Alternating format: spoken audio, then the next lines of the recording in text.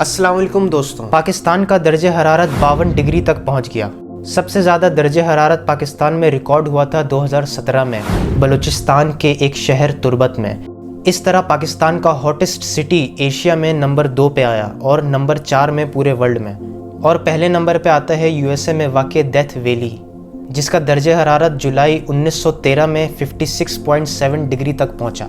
28 مئی 2024 کی رپورٹ کے مطابق اب تک کا درجہ حرارت 52 ڈگری بتایا جاتا ہے، جو کہ مونجہ دڑو ایک سندھ کے ٹاؤن میں ریکارڈ کیا گیا۔ مونجہ دڑو ایک انڈس ویلی سویلائزیشن جو 2500 قبل مسیح میں بنائی گئی۔ پچھلے 24 گھنٹوں میں پاکستان میں کئی علاقوں میں مزید گرمی کی لہر دیکھنے کو ملی، جس میں سندھ ڈاڈو 51 ڈگری تک، بلوچستان سبی 50، سندھ مونجہ دڑو 50 اور بلوچستان تربت 49۔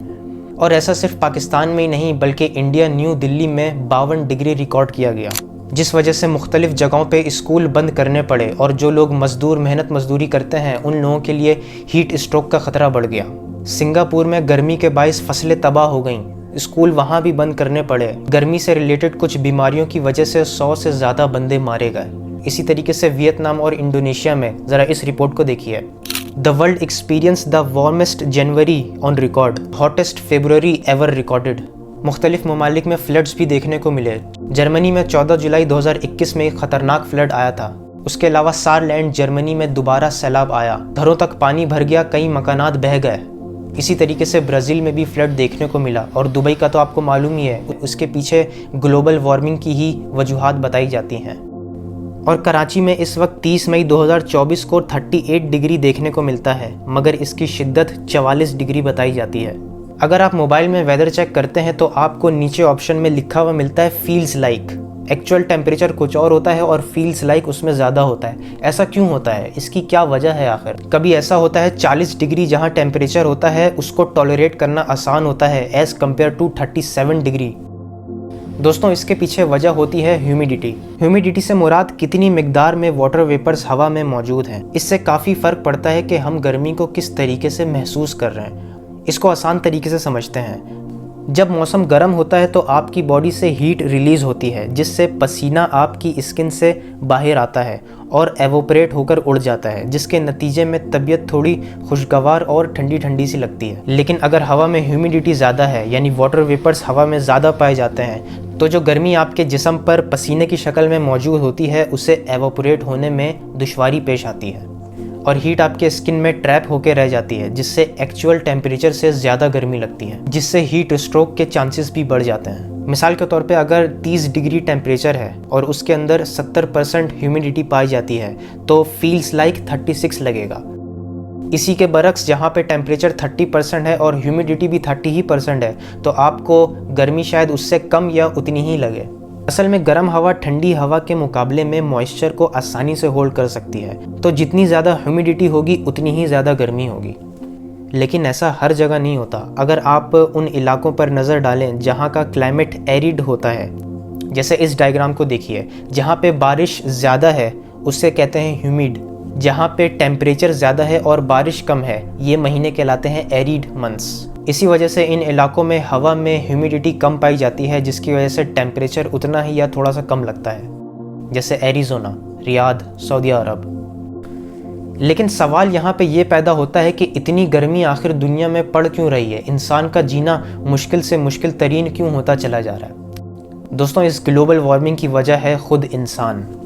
تاریخ اٹھا کے دیکھا جائے تو ہمیں پتہ لگتا ہے کہ پچھلے 10,000 سالوں میں اتنی تیزی سے ماحولیاتی تبدیلی دیکھنے کو نہیں ملتی جتنی آج ہے۔ مڈ 20th سینچری میں یہ تبدیلی انڈسٹریلائزیشن کی وجہ سے زیادہ شدت پکڑتی ہے۔ فاسل فیولز وغیرہ جلانے کی وجہ سے گرین ہاؤس ایفیکٹ بڑھتا ہے، جس کے نتیجے میں بہت سی گرین ہاؤس گیسز خارج ہوتی ہیں، جیسے کاربن ڈائی آکسائڈ، میتھین۔ یہ گیسز ہمارے زمین کے ایٹماسفیئر میں شامل ہو جاتی ہیں، جس سے گرمی اور زیادہ بڑھتی ہے۔ اب آپ کے ذہن میں سوال آ رہا ہوگا کہ ان گیسز سے گرمی کیسے بڑھتی ہے؟ کیا ان کی نیچرل اسٹیٹ آگ کی طرح گرم ہوتی ہے؟ اصل میں ہوتا یہ ہے، جب سورج کی روشنی زمین کی سطح پر پڑتی ہے، اس سے زمین انرجی کو ایبزارب کرتی ہے، جس سے زمین ایوپریٹ ہوتی ہے اور پیڑ پودوں میں فوٹو سینتھسس کا پروسیس چلتا ہے۔ जब ज़मीन गर्म हो जाती है तो एब्जॉर्ब की हुई एनर्जी 30% वापस भेजती है स्पेस में इंफ्रारेड की शक्ल में, लेकिन ये प्रोसेस नाकाम हो जाता है। ये इंफ्रारेड रेडिएशन स्पेस में जाने से कासिर रह जाती हैं, क्योंकि हमारे एटमॉस्फेयर में ग्रीन हाउस गैसेस मौजूद रहती हैं जो इन रेडिएशन को ट्रैप कर लेती हैं, जिसके नतीजे में ऐसी गर्मी जो हम और आप महसूस कर रहे हैं देखने को मिलती है। समंदर का दर्जे हरारत बढ़ जाता है, जिससे एल नीनियो इफ़ेक्ट में इंटेंसिटी और ज़्यादा बढ़ जाती है। एल नीनियो इवेंट हर 2 से 7 साल में होता है। अमूमन वेस्टर्न पैसिफिक, जहां इंडोनेशिया और ऑस्ट्रेलिया वगैरह होते हैं, वहां का पानी गर्म रहता है, और ईस्टर्न पैसिफिक, साउथ अमेरिका, वहां ठंडा रहता है। एल नीनियो इवेंट में क्या होता है, हाई प्रेशर शिफ्ट हो जाता है वेस्टर्न पैसिफिक की तरफ, जिससे इंडोनेशिया, ऑस्ट्रेलिया जैसे ममालिक में बारिश की किल्लत और ड्राउट्स देखने को मिलते हैं। और लो प्रेशर ज़ाहिर है जो कि ईस्टर्न पैसिफिक में होता है। यहाँ सारा गर्म पानी इंडोनेशिया का आ जाता है, जिससे फिर पानी एवोपरेट हो जाता है और फिर शदीद बारिश और सैलाब देखने को मिलता है। और फिर ग्लेशियर वगैरह आइस शीट्स पिघल कर समंदर में जाते हैं, जिससे सी लेवल बढ़ता है। इसका पता हमें नासा के सैटेलाइट से लगता है जो अर्थ के गिर्द ऑर्बिट कर रहे हैं। दोस्तों, ग्लोबल वार्मिंग की बड़ी वजूहात में से एक वजह है डिफॉरेस्टेशन। दरख्त को काटा जा रहा है, जंगल को ख़त्म किया जा रहा है। रेन फॉरेस्ट जैसे जंगल, जहाँ का इकोसिस्टम इतना परफेक्टली काम करता है, यहाँ एक ऐसा मजबूत सिस्टम है जहाँ एक गिरे हुए पत्ते से लेकर जानवर की डेड बॉडीज़ तक कोई भी चीज़ ज़ाया नहीं जाती। गिरे हुए पत्ते और जानवरों की डेड बॉडीज़ ज़मीन में डिकम्पोज हो जाती हैं, जिससे ज़मीन और ज़्यादा फर्टिलाइज होती है, ज़रखेज़ होती है।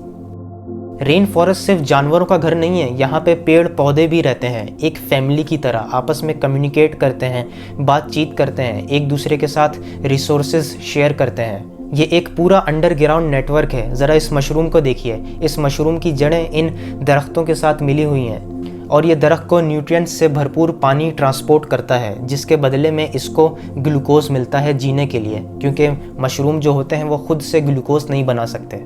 मगर अफसोस, इस रिपोर्ट को देखिए, आधे से ज़्यादा फॉरेस्ट काटे जा चुके हैं इंसानों की डिमांड पे। दरख्त जो कार्बन डाइऑक्साइड को एब्जॉर्ब करते हैं, अगर वो ही नहीं रहेंगे तो ये ग्रीन हाउस गैसेस एटमॉस्फेयर में धरी की धरी रह जाएंगी। इसके अलावा सॉइल डिस्टर्बेंस होगी, जिससे ज़मीन में जमा हुई हुई CO2 बाहर आने लगेंगी। सनलाइट एब्जॉर्ब होने की बजाय रिफ्लेक्ट करेगी, जिससे ग्लोबल वार्मिंग और ज़्यादा बढ़ेगी, बायोडाइवर्सिटी का लेवल और घटेगा। आखिर किस तरह हम सस्टेनेबिलिटी को हासिल कर सकेंगे, किस तरीके से हम एटमॉस्फेयर को दोबारा खुशगवार बना सकेंगे? गवर्नमेंट के जो करने के काम है वो उनको अच्छी तरीके से पता है। पहले हम और आप कुछ अपने करने के काम डिस्कस कर लेते हैं। Number 1, think twice before shopping.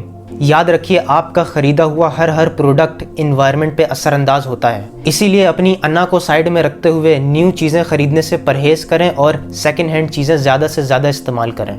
कोई भी प्रोडक्ट परचेज़ किया जाए तो ध्यान रहे कि उसकी पैकिंग कम से कम हो, जिसमें लो इम्पैक्ट मटेरियल यूज़ किया हुआ हो और जिसका लाइफ स्पैन ज़्यादा हो।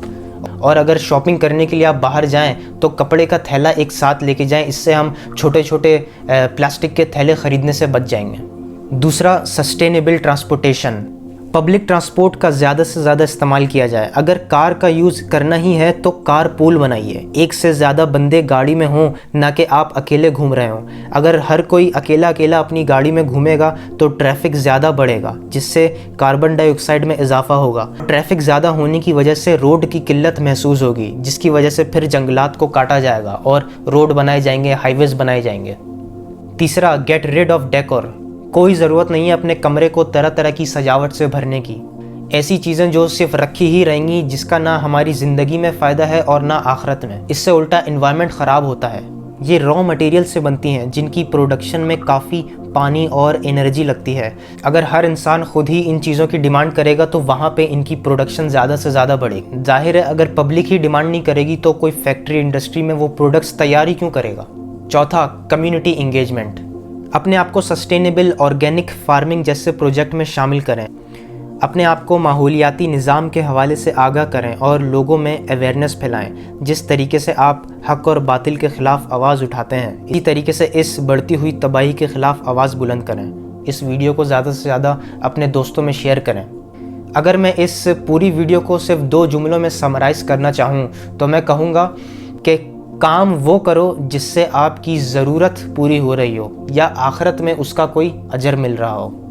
اگر آپ کو اسپیس سے متعلق انٹرسٹ ہے تو یہاں کلک کیجیے، اور اگر آپ کو ویڈیو اچھی لگی ہو تو اپنی رائے کا اظہار کمنٹ سیکشن میں ضرور کیجیے گا۔ پھر ملتے ہیں آپ سے دوسری ویڈیو میں انشاءاللہ۔ اللہ حافظ۔